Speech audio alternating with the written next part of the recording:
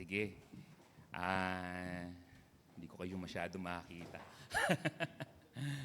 Awag na ito. Tignan niyo yung mga, tumingin kayo sa kaliwa nyo. Yan. Wala nakakita, no? Kung tumingin ngayon kayo sa kanan, yan. Sa harap. Tapos sa likod. Yan. Ano napapansin nyo? Ha? Daming upuan. Yan. Alam nyo, it's one of the privilege, no? Na yung mga upuan na yan is being, maging part kayo. No? It's one of the privilege, no po, na may bibigay natin na mapagpag-pray natin sa Panginoon. Na meron tayong maisama na dyan sa mga upuan na bakante. Amen? Privilege yan. Natatandaan ko nung dati na long time ago, nag-aaral pa si Brother Wine. Hindi naman, karoman. 90s naman yun. So, nasa isang church ako, yung dating ina-attendan namin. Ako, maaga ako sa church parate, sa service. May nakikita ako doon na isang, sabi na, hindi naman katandaan na babae. Dinadaanan niya yung upuan. Habang dinadaanan niya yung upuan, nahawakan niya. Tuwing Sunday, nakikita ko siya. Minsan kinausap ko, sis, kamusta ka na? Sabi ko. Kasi ano pa ako noon yung baga, para bang curious ako sa mga ginagawa sa church noon. Sabi ko, anong ginagawa mo? Sabi niya, pinag-pray ko yung mga upuan. Alam niyo po ba gano'ng kalaki yung church na tinatinan ko dati? Yung church kasi dati na yon is dating sinihan. Sa circle yon sa Quezon City. I will not mention the name of the church, pero malaking church. Imagine, nandun siya sa umaga, and he keep on praying, whatever yung mahawakan niya. Hindi naman lahat yung nilibot niya. Siguro napapagod naman siguro yun. So, lahat lang na mahawakan niya ang upuan, pinagpipray niya. No? Sabi niya sa akin, pinagpipray ko yung upuan. Ako, bakit? Ako, na I prayed na sino man yung maupo dun sa upuan na yon, she or he will bless and he will encounter the Lord. Galing, no? Doon ako natuwa. Actually, na-touch nga ako. Sabi ko, sa dami ng umaattend, pupunta sa church, di ba? Pupunta sa church, minsan late pa. Uupo doon, makikinig lang, di ba? Minsan inaantok pa, di ba? Di ba? Antok niya, gumaganong-ganon pa, oh. Makikita mo, di ba? So, sa dami na pumupunta ng church, may isang tao, nakita ko na yung puso niya nandoon sa mga tao na gusto niyang mabigyan ng pagpapala ng Panginoon. Di ba? Kaya nga, yung mga upuan na nasa tabi niyo, it's your privilege na magbigay ng blessing sa kanila. Because God, no, ang ating Panginoon, no, hindi siya tumitigil na bigyan kayo ng pagpapala. Hindi siya tumitigil na bigyan tayo ng kanyang grace. Hindi siya tumitigil na bigyan tayo ng kanyang pag-ibig. Yung love niya sa atin. Amen? Amen. So, yun po yung No, pag-pray niyo yung mga yan. Alam niyo, masarap sa puso yung maraming kasama. Masarap sa puso. Sabi nga po nung Psalms 133 verse 1, tama ba? Diba? Ano bang sabi doon? Sabi niya, nawala tuloy ako. Psalms 30, nawala na yung kanta ko. Psalms 33 verse 1 nga.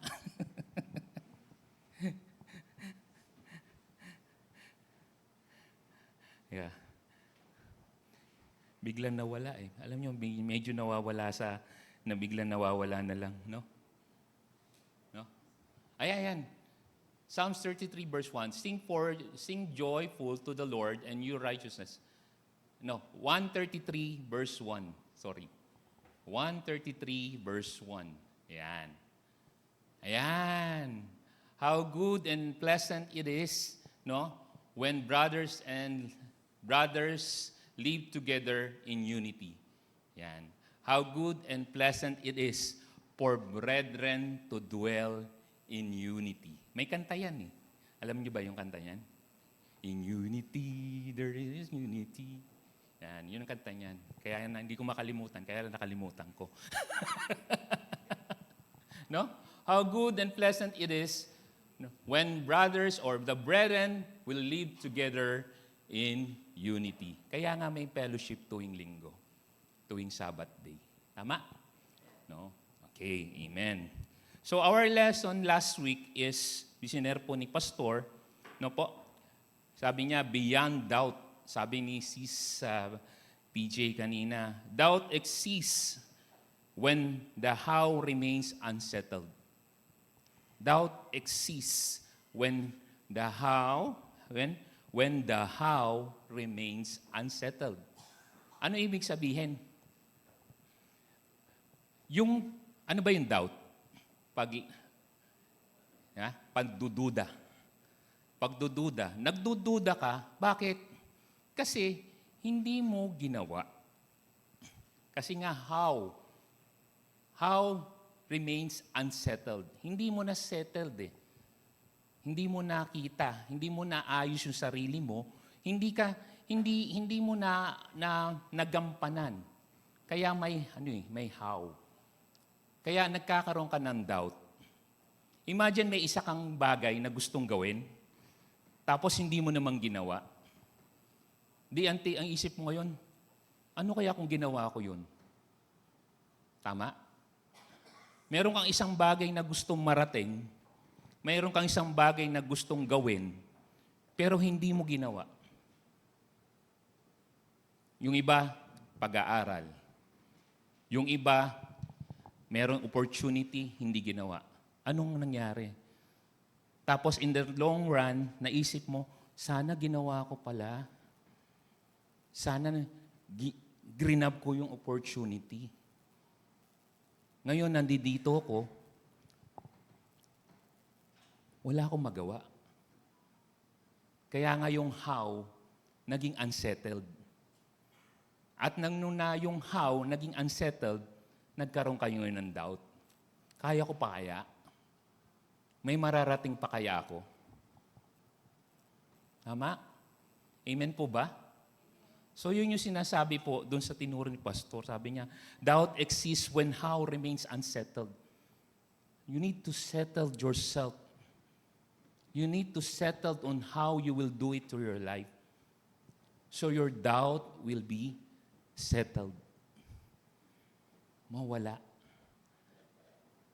Meron tayo sa buhay, tama po ba, na dinadaanan natin na, ako marami. Yung, sana kung ginawa ko to, sana ako na lang dati. Kaso nga, ano nangyari? Natalo tayo nung takot, nung fear. Natakot tayo ng fear. Nagtakot tayo. That's fear. Kaya po nagkaroon ng doubt. And then yung paano mo masesettle, hindi mo na nagawa. Kaya yun na nangyari sa atin. No? Doon sa mga dati. Pero hindi pa naman huli po. No? Hindi pa huli. Sabi niya, we can break through. Sabi doon sa pinag-aralan po natin last week, we can break through until we settle everything in the past. Sabi niya, if God promised you a promised land, don't stay in the wilderness. Okay? No? We can break through, no? By settling ourselves in the past. Tanggalin mo na yung mga nakaraan mo. Alisin mo na yon. Kalimutan mo na. And then wag ka magstay dun sa wilderness. Dito lang ako. Kasi ganito lang ako, dito lang ako. No? Don't stay. Walk. Imagine ang mga Israelite, 40 years sila nag-ikot-ikot doon. Ang sabi nga po, no, yung mga nagpunta ng Israel, yung promised land na pinupuntahan nila is only 27 kilometer. Gano'ng kalayo, Brother Juan, yung 27 kilometer? Dito sa Bikutan hanggang Alabang, 27 kilometer na yon. Ganun lang kalapit. Pero 40 years nag-ikot-ikot yung mga Israelites. Bakit? Kasi hindi nila sinettled yung past nila. Andun pa rin sila. Maganda buhay ko dun sa Egypt. Maganda ang buhay namin dun. Nakakakain kami dun, kaya lang alila kami. Alipin kami. Yun ang past. Ngayon sa buhay natin, ganun din. Ano po? Meron tayong mga unsettled problem on the past. That's why we cannot move on to our future. You cannot move on to our destiny. Amen? So, ano sabi? Sabi niya, settled, breakthrough, everything in the past. Don't stay in the wilderness. Amen po. Amen. Maka malulungkot kayo.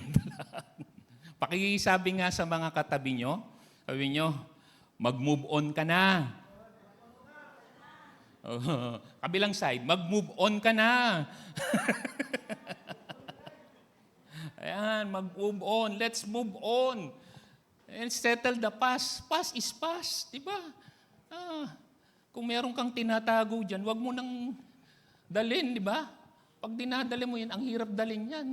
Imagine mo, may pasan-pasan ka. Ano yung pelikula natin ni Sharon? Pasan ko ang mundo. Pasan ko ang daigdig. O, kasi mo, may pasan kang daigdig. Di ba? Oh, so, better move on to the past. Amen po. Yan. So, lahat tayo mag-move on? Amen. O, isa lang mag-move on. So, lahat tayo mag-move on? Amen. Move on tayo sa Panginoon. Palapakan natin ang Panginoon. Amen po. Yes. Then, sabi dito, sandali lang po. Ayan. Hallelujah. Okay. No. There are times in our life, no, okay, when things seems to be something wrong. Maraming problema, no? Dreams shattered, relationship fractured, tama? Okay?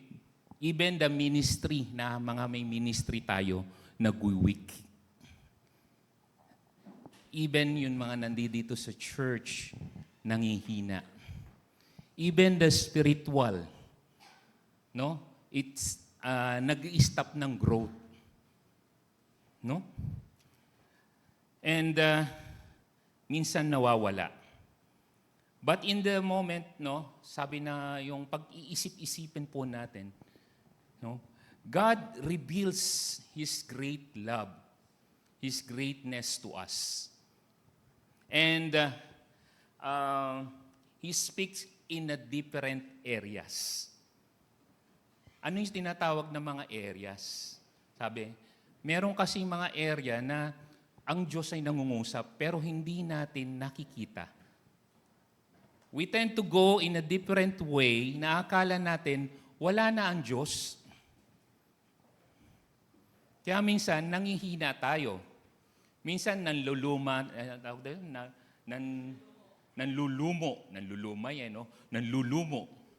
no? Minsan ganun po ang isang Kristiyano. Mananampalataya man at maging yung mga hindi mananampalataya, yung hindi nakakilala.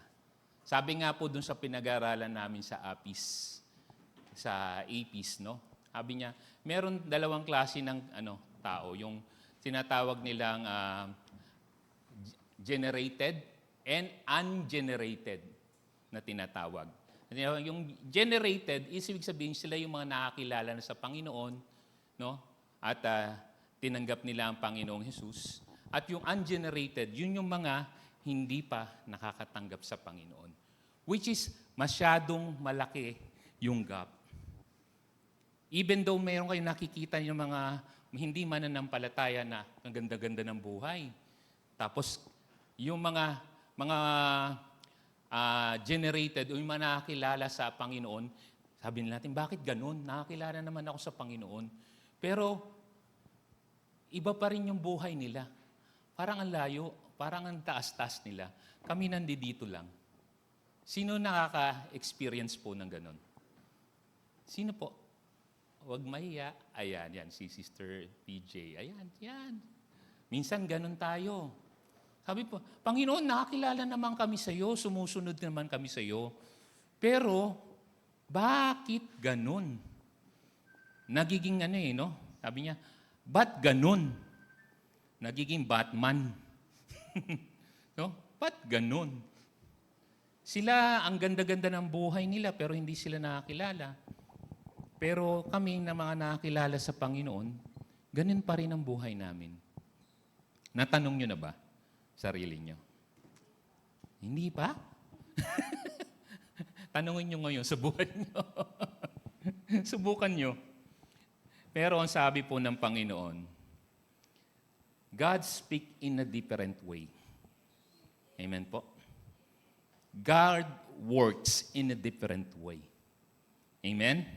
And God, sabi niya, restore what man thinks is finished. Kaya nga doon sa aking title, doon sa aking pong isi-share sa inyo, The Power to Rebuild. Ayan. Asa na? Ayan. The power to rebuild. Sabi doon, God restores what man thinks is finished. No? Nire-restore ng Diyos. Kasi meron siyang ginagawa sa atin. Akala mo aping-api ka na, akala mo naiiwanan ka na, akala mo wala ng tulong na darating sa iyo, pero may ginagawa po ang Panginoon. He moves in a different ways. That man thinks, tapos na. Wala nang magagawa. Pero God say, I will never leave you nor forsake you. Amen po. Amen. Sabi po doon sa 2 Corinthians chapter, maliit pa rin pala, no? Yeah. So, sabi po 2 Corinthians chapter 4, verse 8 to 9 and 16 to 18, sabi niya, we are pressed on every side of troubles, but we are not crushed. We are perplexed, no? Perplexed, but not driven to despair. We are hunted down, but never abandoned by God. Ano yung perplex dyan? Sabi dyan, yung perplex yung puzzle na yung buhay mo, hindi mo na alam kung anong gagawin mo, nalilito ka na, dami mo ng utang.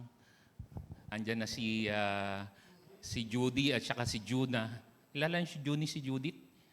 Si Judy? Si Judith at saka si Juna. Ha? Judith na yung Meralco mo, tsaka June na yung Meralco mo. Di ba? Yun. Puzzle ka na kung anong babayaran mo. So, napapuzzle ka na. Pero sabi diyan, we are pressed on every side of troubles. Ang dami mong kaguluhan. Pero sabi na niya, but we are not crushed. Hindi ka nasisira. Nandito ka pa rin. Tanungin mo, di ba nandito pa kayo? Yes. Tanungin mo yung katabi mo, nandito ka ba? Baka mamaya crush na yan. Baka anino na lang yan. Yeah? So, nandito ka pa kahit anong trouble na nangyari sa buhay mo. Nandito ka, uma-attend ka sa church. Sumasamba ka sa Panginoon, nagpupuri ka, nagpapasalamat ka sa Panginoon. Nandito ka. Diba?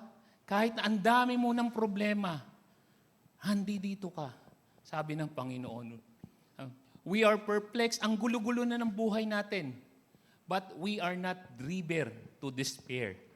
Hindi tayo nawawala. Kung nawala kayo, wala kayo dito. Amen. Pag nawala ka na sa buhay, baka hindi na tayo umatin. Baka hindi mo na gusto magpuri sa Panginoon. And then we are hunted down. But God never abandoned us. Hindi tayo inaabandon ng Diyos. Kahit kailan. Kahit kailan hindi tayo iniwan ng Diyos. Maari pa tayo nang iwan sa Diyos. Amen po? Sabi din po doon sa Ezekiel, dito po ako Yan. Hello, phone. Hello, telephone.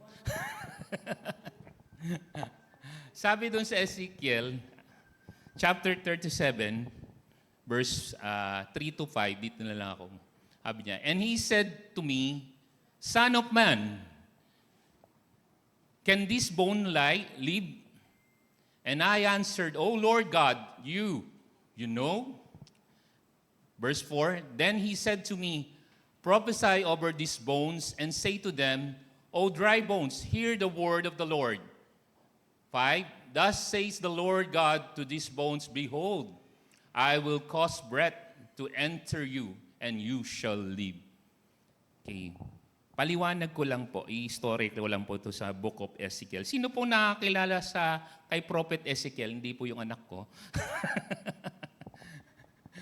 Yung kay Prophet Ezekiel, yung propeta na si Ezekiel, hindi nyo kilala si Ezekiel?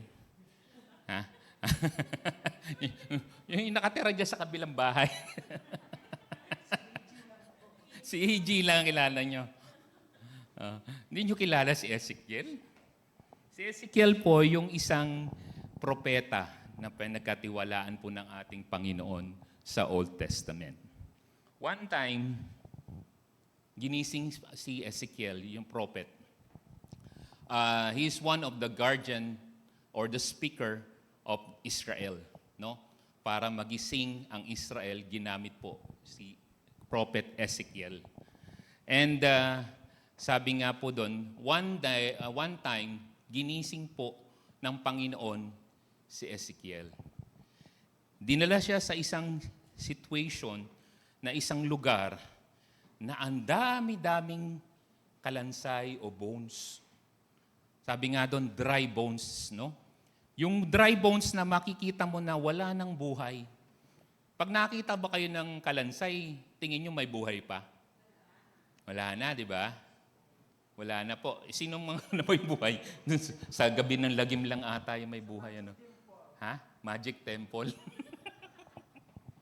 So, imagine, yung bones talagang dry. Kaya nga sabi, dry.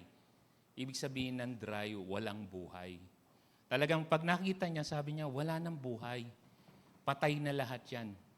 And this, in fact, lahat ng bones na to is, ito yung tinatawag na parang graveyard. Opo? Na pinakita ng Diyos kay Prophet Ezekiel, ito yung mga bones, dry bones, na wala ng buhay. Wala kang makikita ni isang bagay na pwede siyang, tawag nito, makitaan mo na pwede siyang gumalaw o mabuhay pa. Wala na. Totally. Once na nakita. Pero meron pong bagay na tinuro ang Diyos kay Ezekiel. So po. And this is some important things na akin pong isi-share sa inyo. So one of the important things na dapat po nating malaman, okay, important points to remember. First, in rebuilding, you need to begin with the vision. Vision. Isang click. Ayan. Sabi ng Panginoon, Son of God, Son of Man, can this bone live? Tinanong ng Diyos si Ezekiel, Prophet Ezekiel. Kanya, yung bone ba mabubuhay? Kayo, tingin nyo, pag nakakita kayo ng mga bones na tuyon-tuyo, mabubuhay? Hindi mabubuhay, ano?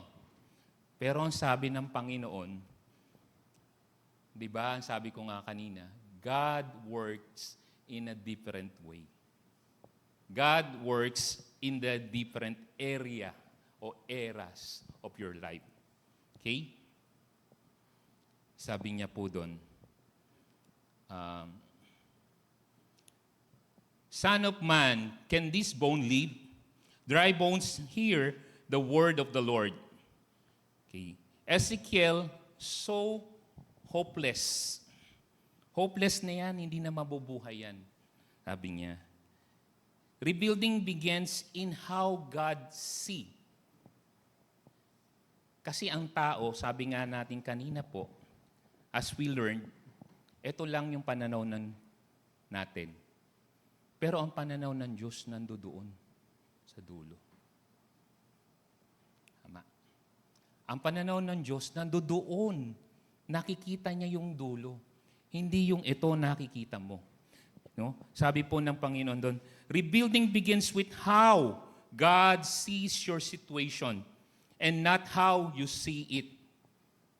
God sees the situation. Alam mo, kala mo yung bones hindi na mabubuhay kahit anong gawin mo. Anong tingin mo, hawakan mo mayan, hindi mabubuhay. But God sees, mabubuhay yan.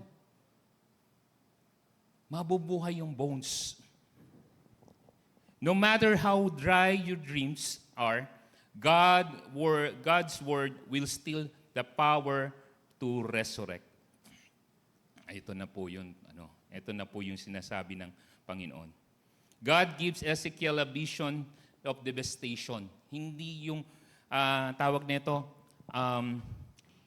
pinakita ng Diyos, pinakita niya sa kanya yung mga bones dahil pinakita niya yung walang pag-asa. Sa buhay po natin, in our lives, nakikita niyo bang walang pag-asa yung buhay niyo?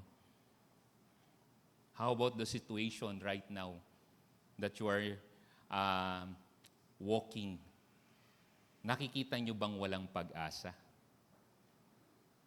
O dry bones na rin yung nakikita niyo? And then you don't see what God want to do to you.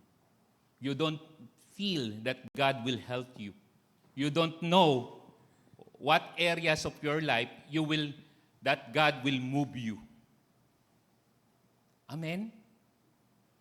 Nakukuha niyo ba yung sinasabi ko? Kasi kung minsan, eto na tayo. Minsan po kasi, nasasawa na tayo. Sinong hindi nagsasawa sa buhay? Taas po. Lahat kayo nagsasawa na. Sabi nga, di ba? Minsan ang gusto natin, heaven na lang. Diba? Rapture na. Gusto natin minsan ganun. Heaven na lang tayo. Lord, dumating ka na. Kaso nga, pag dumating ang Panginoon, hindi dito ka pa rin. Akala natin pag nawala tayo sa mundong ito, heaven na tayo. Pero hindi, dito ka pa rin dadalhin ng Panginoon. New heaven and new earth. Based do sa pinag-aaralan po namin, na-share ko lang, hindi po tayo, pupunta tayo ng heaven, but we are still here for the new heaven and new earth. So tayo pa rin, nandito. But we need to stay here. But because God designed us to be here. Why? Bakit tayo nandito? Kasi God wants to show you that He have other plan for you, that God is always with you, that God always designed you to stay here because of His grace and His love. Amen? Amen po. So sometimes God has to lead us through the valley. Yan, to show what needs revival. Ayun, may Shopee.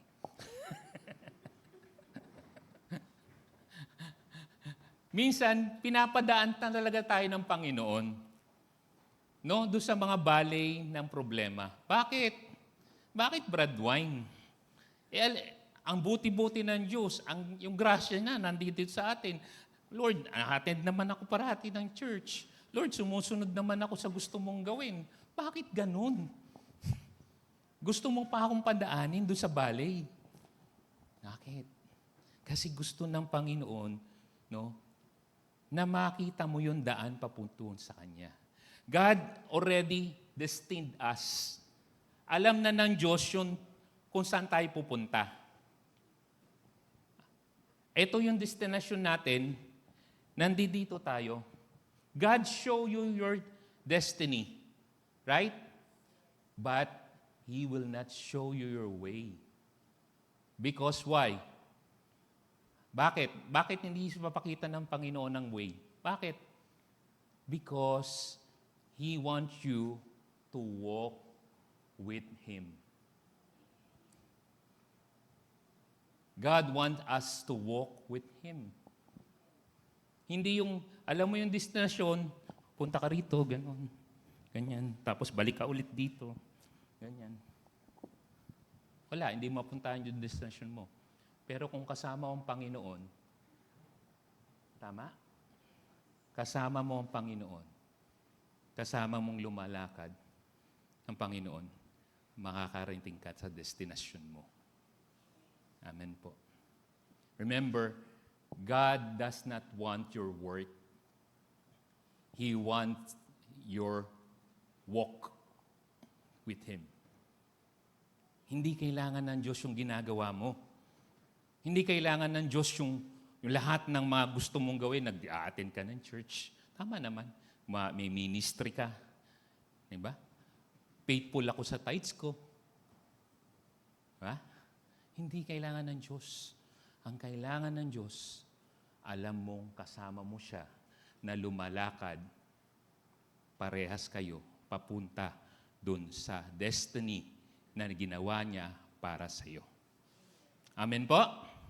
Amen po. How about Paul? Si Apostle Paul, kanina kay Ezekiel tayo. Di ba? Si Apostle Paul. Di ba si Paul, alam niyo naman siya, di ba? Kilala niyo si Apostle Paul. Sinong nakakilala kay Apostle Paul? Si Paul, ayun. Si Brother Paul, ayun. Kapatid mo, Brad.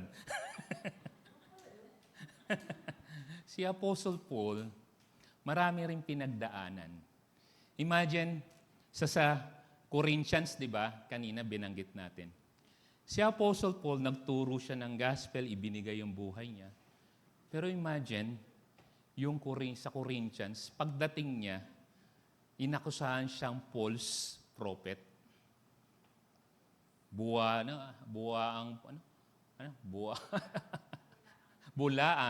Ayun, sorry ha. Bulaang propeta. Bino mo yun? Nagtuturo ka na.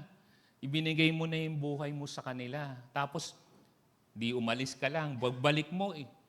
Inaano ka na. Pinapaalis ka na. Umalis ka. Tapos ilang beses pa siya na torture, ilang beses pa siya na shipwreck, ilang beses siya nakulong.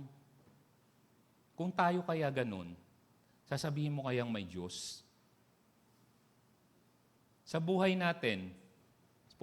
po natin, ilang beses na tayong nakikita natin yung problema natin, pero nakikita mo pa rin ba yung kamay ng Panginoon?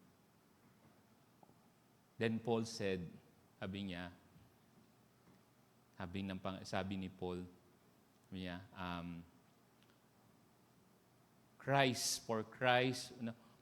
for Christ for me, no, is to die is for Christ for me. Ang mamatay ay para sa Panginoon, para kay Kristo. Nakikita niyo yung transformation and confirmation ni Paul to be the likeness and image of Christ. Ganun po yung dedication ni Paul. Now, balik tayo sa atin. Questionin mo. Isipin mo na lang sa puso mo. Okay? Pusipin natin sa puso natin, gaano na yung dedication ko sa Panginoon? O nakikita ko yung problema ko? Ang nakikita ko ba yung problema ko o yung dedication ko sa Panginoon? How will I walk with God? Not how will I work with God. hindi kailangan ng Diyos ang trabaho. Kailangan niya yung pagsunod. Amen po?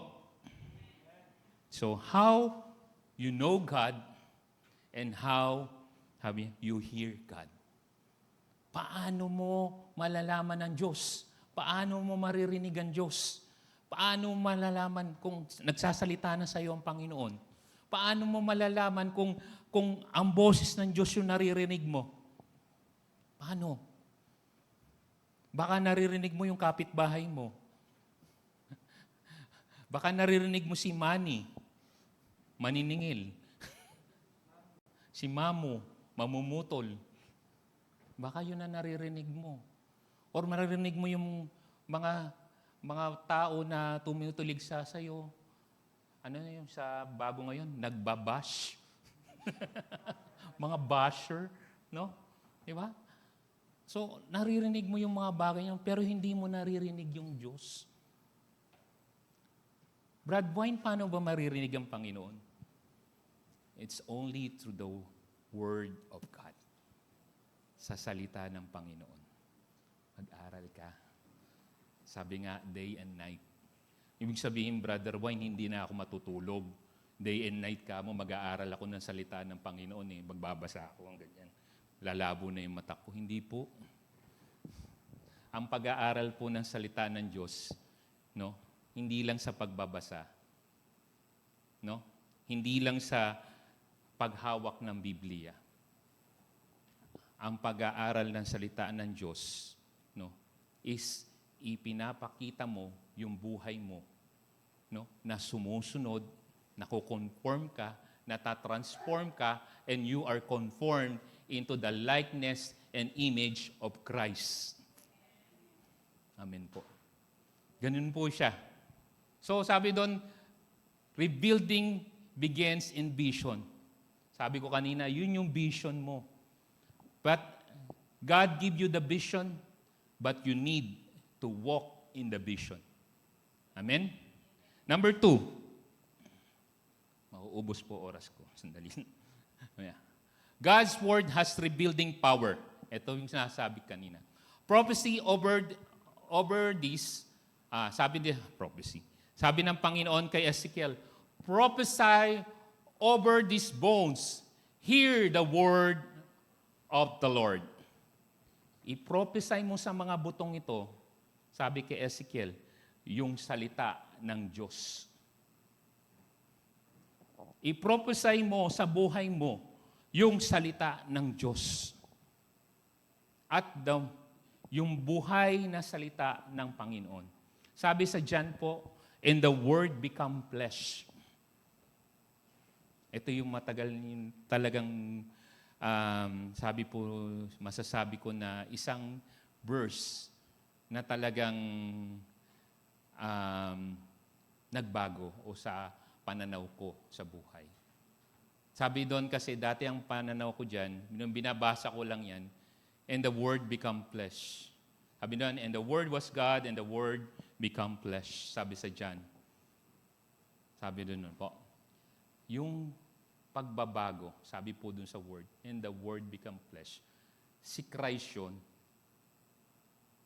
and the Word become flesh.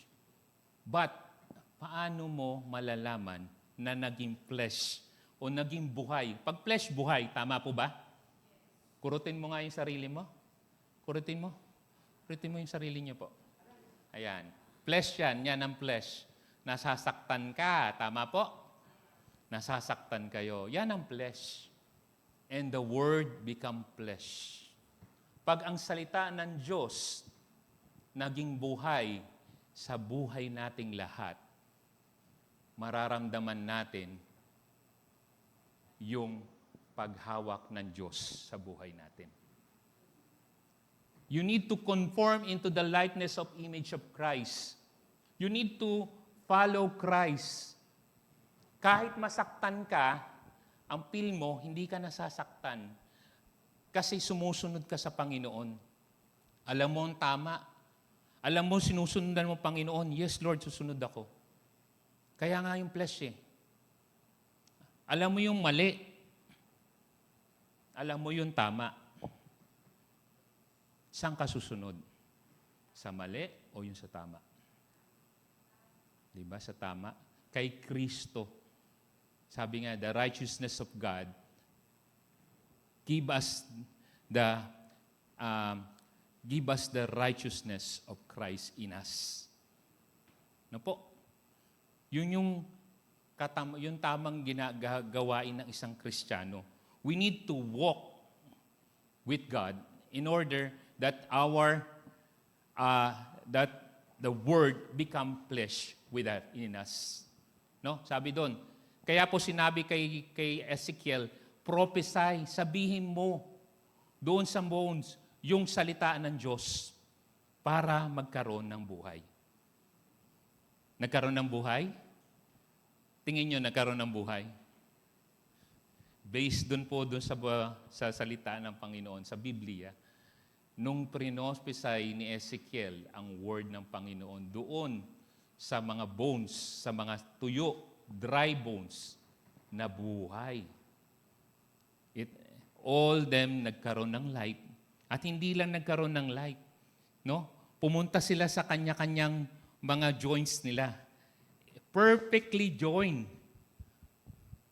No? Di ba, kita mo to? Yung ating kamay. Yung kamay hindi napunta sa paa, yung paa hindi napunta sa ulo, yung ulo napunta doon sa paa. Hindi po ganon. Perfectly joined. As the books say, no? Perfectly joined. And after that, nagkaroon ng laman. No?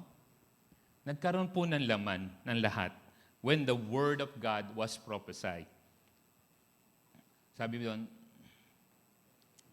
Ezekiel vision, the bones don't come to life by emotion or effort, but by God's Word. Hindi dahil sa emotion mo, magkakaroon ka na ng pagbabago. Magbabago na. Sabi natin kanina, hindi yung work, but by the Word of God. Doon ka susunod. Amen. Similarly, sabi nga doon, Paul reminds the Corinthians that though our outer man decay, the inner man is renewed day by day. Kasi yung mga Corinthians, akala nila hanggang salvation lang sila. Okay? Hanggang salvation lang. Ba't nakalimutan nila yung paano lalago ang isang Kristiyano? Amen po? Tinanong na bobo na sa sarili natin, nasaan na tayo sa paglakad sa ating Panginoon? Sige nga, 10%, 20%, 30%, o 50%. O pababa tayo, 5%.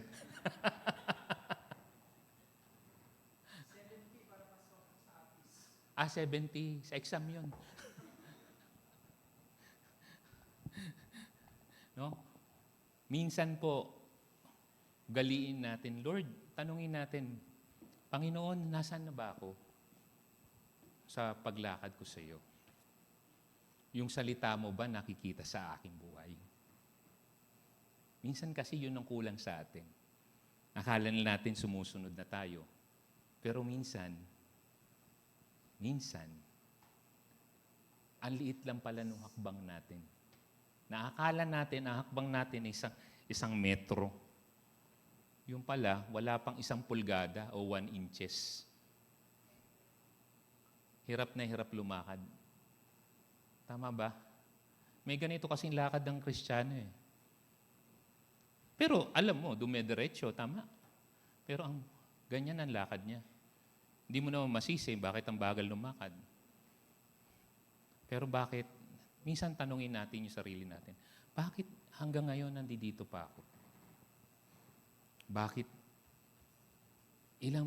Hindi ko makita yung kahalagahan ng salita mo sa buhay ko. Tumanggap ako sa iyo, pero nasan yung pagbabago? Nagiging buhay ka ba, Panginoon o Kristo sa buhay ko? O nabubuhay pa rin yung dating sarili ko? Minsan po, tanungin natin ang sarili natin. Kasi isang napakalaking bagay na sinasabi mo, katulad ni Ezekiel, prinopesay niya yung salita ng Panginoon doon sa buong at nabuhay. Gandun din po tayo. Prophesy to your life the Word of God. The Lord, sabi mo, Panginoon, hindi mo ako iiwan. You will never leave me nor forsake me. The Lord will provide all my needs. I shall lack nothing. Diba? Pero yung nasabi mo ba, tama bang ibigay ng Panginoon sa buhay natin? Kailangan ba natin gawin ng Panginoon? Minsan ganun. Kailangan tanungin.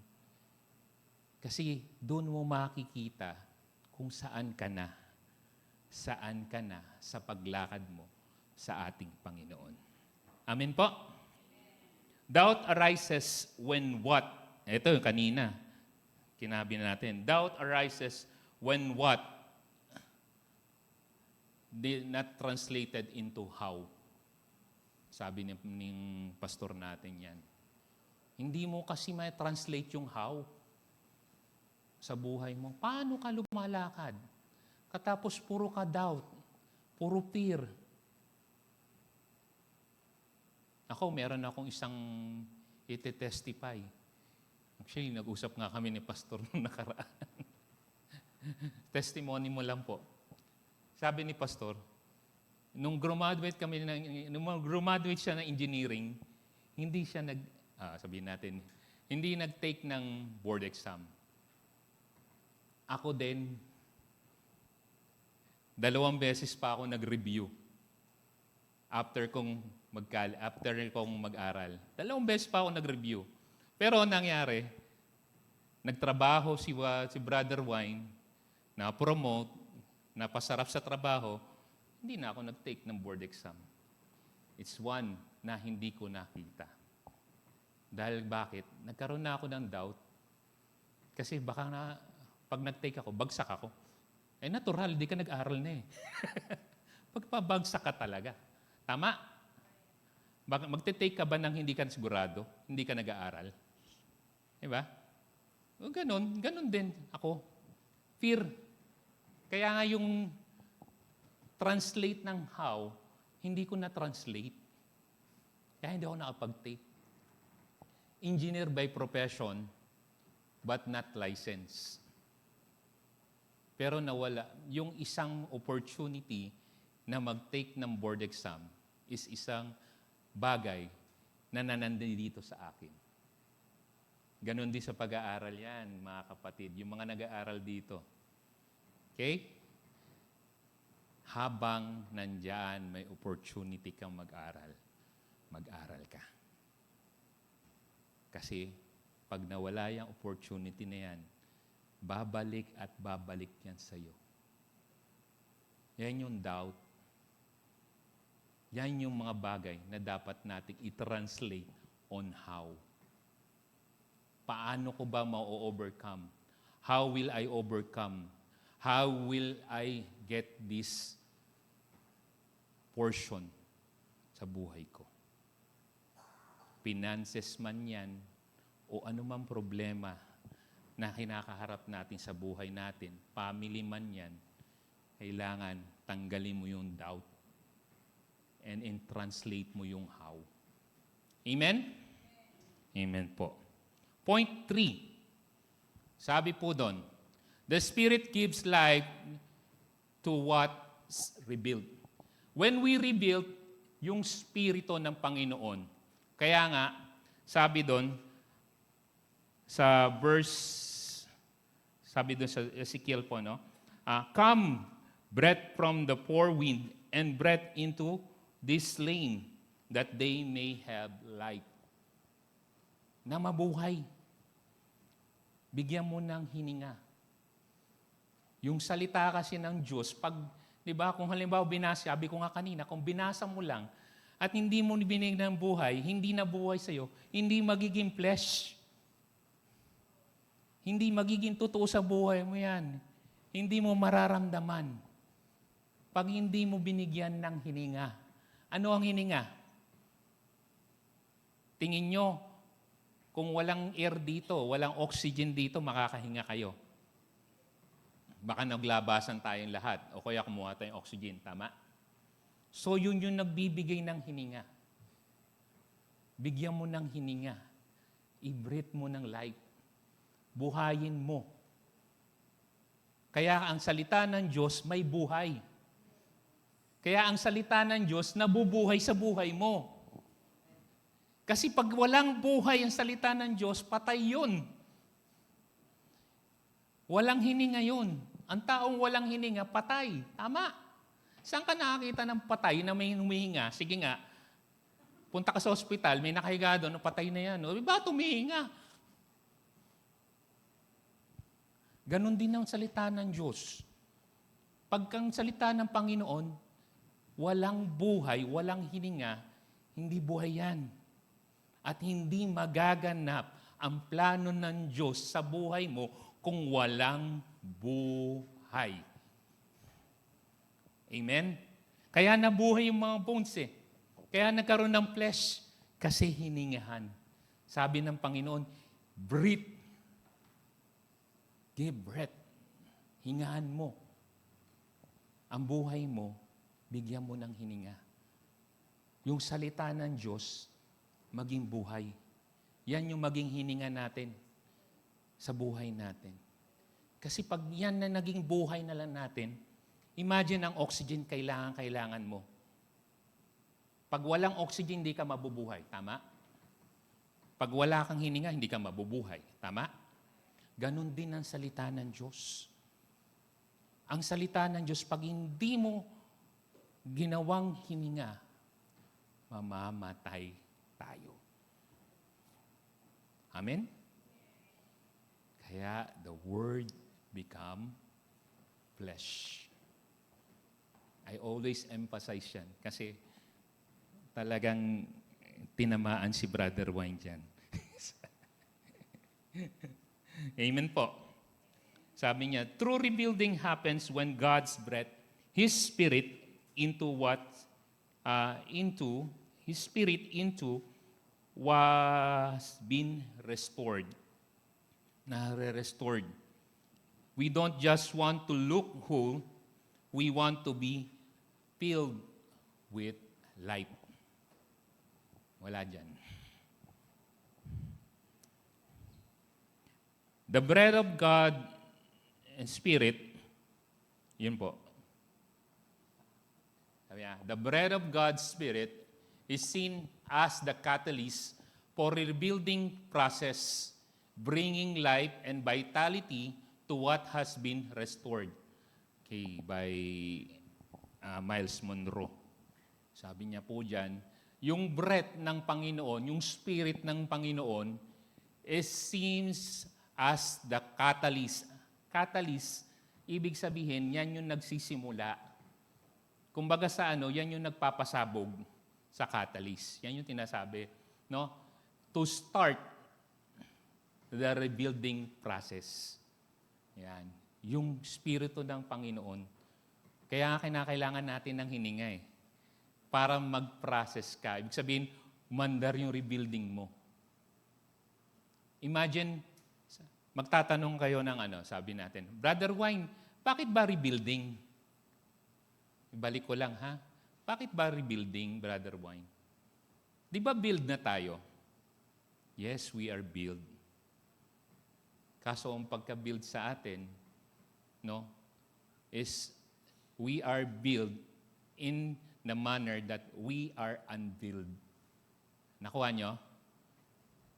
Yung pagka-build natin, akala mo buo ka na, pero sabog ka pala. May problema ang pagkaka-build sa atin. Sabi nga, we are created in the likeness and image of God in Genesis. Sabi sa Genesis po, we are created in the likeness and image of God. We are built. Kaya lang nagkaroon ng kasalanan. That's why nagkakaroon ng problema ang tao. And God said, sabi nga, kailangan mo ng salita, kailangan mo ng Espiritu ng Diyos. Okay? In order to proceed yung process. Okay? Yung rebuilding sa atin. bringing life and vitality to what has been restored. Ayan. Bakit restored? Kasi meron na dating nabuo. Meron na dating binuo sa atin. Ang problema, nasira. Kaya nga nire-rebuild. Kaya nga inaayos, sabi ng Panginoon. You may be trying to rebuild with your own strength, but without the Word and Spirit of God, it is just motion without life. Invite Him to breathe again to your situation, to your life. Minsan kasi, tayo po, pinipilit natin na mabuhay ng sarili natin. Tama po ba? Minsan, kala natin, sabi ko nga kanina, may ministry naman ako. Mahatin naman ako dito, 100% yung tithes ko. Yun nga eh. Minsan, akala natin tama na. Yung pala, meron pang kulang. Kaya hindi mo nakikita yung sinasabi ng Panginoon na binibuild sa'yo, nire-rebuild sa'yo. We need to be rebuilt. Amen po? And the last one, rebuilding takes faith in unseen. Ito yung pananampalataya po. Ito yung pananampalataya na sinasabi natin na hindi natin nakikita. Minsan hindi natin makita yung pananampalataya natin. Bakit? Tanong mo nga sa katabi mo, bakit hindi mo nakikita? Nakikita mo ba yung pananampalataya ko? Wala na. Tahimik na kayo.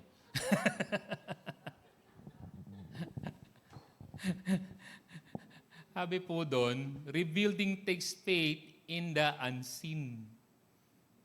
Yung pananampalataya na hindi mo nakikita. Bakit hindi nakikita, Brad Wine? Sabi dito sa 2 Corinthians chapter 4, kanilang binasa po natin, basahin ko lang ulit. Though outwardly we are wasting away, yet inwardly we are being renewed day by day. What is seen is temporary, but what is unseen is eternal. Eternal. Yung nakikita mo ngayon, yung ginagawa mo, hindi mo, yan yung tinatawag na temporary lang yan. Pero yung faith na unseen, yan yung eternal. Ano ibig sabihin na eternal? Ito yung pananampalataya natin sa ating Panginoon. Amen? Ito yung hindi natin nakikita minsan. Kasi yung pananampalataya na to, ito na yung binibigay natin, yung pinagkakaloob natin sa ating Panginoon. Remember, no? Faith, sabi doon, kita mo ang hirap talaga, no? Faith doesn't ignore the rumble o yung trouble ng problema mo. It trusts in the rebuilding of your life. Amen? And faith alone, no, is only with Christ and His faithfulness. Hindi pananampalataya sa sarili o sino man, pananampalataya mo doon sa programa o sa church na inaaniban mo, kung hindi yung pananampalataya lang na nanggagaling sa Panginoon dahil sa Kanyang faithfulness sa ating lahat. Amen po. That's the temporary. That's the unseen faith na kinakailangan nating maintindihan. So alam na po natin yung ibang mga points, no? Ito yung 4 na points. Remember the important points in rebuilding. Rebuilding begins with a vision. Rebuilding needs the God's Word, the power of God's Word. Okay? Rebuilding needs the Spirit that gives life. Then rebuilding takes the faith with the unseen. Amen po? Amen. May naintindihan po ba kayo? Nakuha niyo po. Okay? Conclusion. For conclusion, sabi niya, God can rebuild what others have given up on. Okay? He speak to dry bones, He breathed into the tired soul, He rebuilt the broken vessel. God doesn't just restore what was lost. He rebuilt it stronger, deeper, and filled with the Spirit. Amen? So, ganun kahalaga yung rebuilding. Rebuilding takes a moment na kailangan mong pag-isipan. Rebuilding takes yung sinasabi nga po sa kanta. Ano yung kanta mo kanina, Brad? Under the shadow of God. Kaya po, sabi po na, maybe naiisip natin na minsan pagod na tayo. Sinong hindi napapagod sa buhay? Wala ako nakita, ako lang. O sinong pagod na? Ayan. Sino nagwo-worry? Ayan, marami nagwo-worry. Diba? Sino nagda-doubt? Ayan. May ganun pa raw. Ganun. No. Sabi ng Panginoon, no, sa buhay po natin, no, God always in the top of us. God always on the top of the situation. Whatever may be, anuman yung nasa buhay mo ngayon, anuman yung nilalakaran mo ngayon, anuman yung mga iniisip mo ngayon, but He is on the top. And He gives you His destiny. Alam na ng Panginoon yung destiny mo. Ano na lang gagawin natin? Lumakad ka na lang, kapatid. Kasama mo ang Panginoon. Yun lang gagawin natin. Kasi pag lumakad ka sa Panginoon, wala na yung doubt, wala na yung fear, wala na yung mga bagay na humahadlang sa'yo, wala na yung past. Nandito ka na. Kasama mo ang Diyos. At nandun ka na, dun sa destiny na gusto ng Panginoon na mangyari sa buhay mo. Amen po? Amen po. Amen. Tayo po'y tumayo. Hallelujah. We bless your name, O Lord God. Oh, hallelujah, Lord God.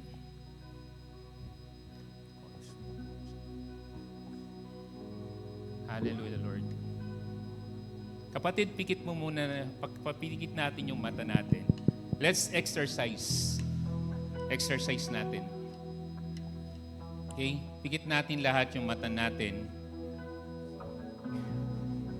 Imaginein mo yung mga bagay na mga nangyari sa'yo nung mga nakaraan o ngayon, na kasalukuyan mo nilalakaran. Imaginein mo yung mga bagay na hindi mo makuha. Bakit ka nagkakaproblema? Imaginein mo. Tingnan mo, bilangin mo, mabibilang mo. Pero tingnan mo kung ano yung mga bagay na hirap ka nang isipin. Mga problema sa buhay, sa pamilya, maging sa pag-aaral, sa trabaho, o problema sa sarili. Imaginein mo. Isipin mo lahat. At ngayon, kung naisip mo na, isipin mo yung mga bagay na ginawa ng Diyos sa buhay natin. Isipin mo yung mga bagay na nakamit mo dahil alam mo, nandun yung Diyos. Dahil nandun ang Panginoon. Isipin mo yung mga bagay na yon na nakita mo, na lumigaya ka, sumaya ka, kasi alam mo, ang Diyos yung nagbigay sa iyo eh. Yung Panginoon, si Christ. Isipin mo yung salvation mo. Isipin mo yung unang araw na tinanggap mo si Christ sa buhay mo. Isipin mo yung bagay, isang araw na may nagpaliwanag sa iyo, nagsabi sa iyo, ito yung pag-ibig ng Panginoon. Isipin natin mabuti po. Isipin po natin. Ngayon, naisip na natin yung mga bagay na nakaraan at yung nakaraan, yung mga bagay na ginawa ng Diyos. Sa tingin mo, kapatid, gaano kalaki ang Diyos sa buhay mo? Let's open our eyes. Open po natin yung ating mata. Gaano kalaki ang Diyos sa buhay natin? Diba? Kung ito yung parating iisipin natin na ang laki-laki mo, Diyos, sa buhay ko, baka yung mga problema natin hindi maging problema. Yung problema natin, isang pagpapala sa buhay natin na alam natin na gagalaw ang Diyos sa buhay natin. Amen?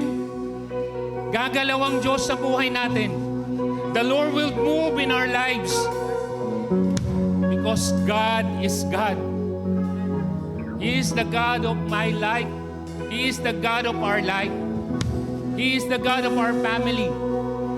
He is the God of all the things in our lives. Lahat ng ginagalawan natin, siya ang Diyos sa buhay natin. Amen? Amen. And amen. Hallelujah, Lord God. Oh, we bless your holy name, oh God.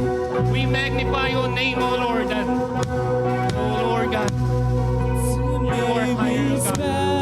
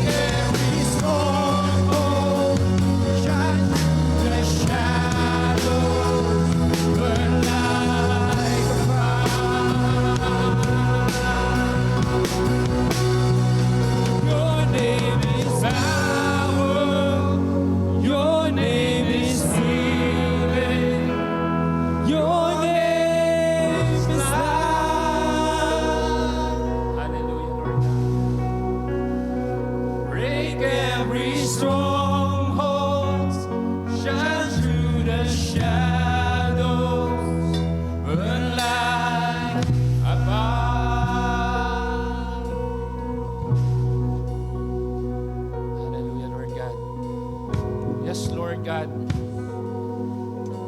You are the God of our lives, O Lord God. You are the God of our family, O Lord God. And you, Lord, you break, O Lord God, the strongholds in our lives that will lead us, O Lord God, in walking with you, O Lord God, that will lead us to the destiny you want us to do, O Lord. Salamat, Panginoon. Salamat, O Diyos. Let the Word being light, let your Word, O Lord God, become flesh, O Lord God, in our lives, O Lord God, that we will walk you, God, that we will, Lord, transform in your likeness, O Lord God, that we will conform, O Lord God, into the likeness and image of Christ, O Lord God. Oh, bless you, Lord God. Salamat, Panginoon. Salamat, Panginoon, O Diyos. Dahil tunay, O Diyos, na Lord, patuloy mong ipinapaalala sa amin, Panginoon, na Lord, hindi mo kami iniiwan, Panginoon. You never forsake us, Lord God. But, Lord, yun ang problema, Lord, kami ang nangiiwan. Lord, bring your Spirit, bring your Word, Lord God, and light upon our lives, O Lord God. Panginoon, makita mo sa buhay namin si Kristo. Makita mo sa Panginoon yung aming pong paglakad, O Diyos. Makita mo, Panginoon, na Lord, Ikaw yung nagtatagumpay sa buhay namin, Panginoon. Salamat, Panginoon, dahil Diyos, pinapatunayan mo, Panginoon, na Ikaw ang kumikilos, O Diyos. Ikaw ang kumikilos sa buhay namin, Panginoon. Ikaw ang Diyos ng buhay namin, Panginoon. Ikaw ang Diyos ng pamilya namin. Ikaw ang Diyos, Lord God, ng kabuuan namin, O Diyos, ng buhay namin ito, Panginoon. Salamat, Panginoon. Purihin ka, Panginoon. Dalangin namin, Panginoon, na hindi lamang magtatapos dito ang aming mga narinig, O Diyos, kundi, Panginoon, Lord, lagi namin tatanungin sa aming sarili, O God, Panginoon, saan na kami? Saan na kami, Panginoon, sa puso mo? At kung, Panginoon, kailangan mo kaming ayusin, turuan, Lord, kami nagpapasakop sa iyo, Panginoon. Lord, bring your breath to us. Bring your Spirit to us, that we may obey, Lord God, your word, and the word, Lord God, may seen in our lives, O Lord God. Thank you, Jesus, O Lord God. Thank you, O Lord God. At sa mga, Panginoon, Lord, I pray sa mga nangangailangan, Lord God, sa mga dumadaan sa mga sitwasyon ngayon, kagalingan man, financial man yan, Lord, o anumang kahirapan sa pamilya, Lord, at hindi pagkakaunawaan, Panginoon, Lord, ipakita mo, Panginoon, sa amin, Lord God, na Ikaw ang gagalaw at ihipo, O Lord God, sa lahat ng ito. At makikita namin, Panginoon, na Lord, Ikaw pa rin ang aming Diyos na buhay, ang aming Diyos na hindi nag-iwan, ang aming pong pag-ibig at ang inyong pong biyaya, Lord God, na walang hanggan sa amin. Salamat po, Panginoon. Patuloy kami nagpupuri sa iyo. Nagpapasalamat, Panginoon. Taas po natin ang ating kamay, O Lord. The Lord will be with you. The Lord and the love of God shine upon you. And the grace of Jesus Christ, the fellowship of the Holy Spirit be with you always, forever and ever. Amen and amen.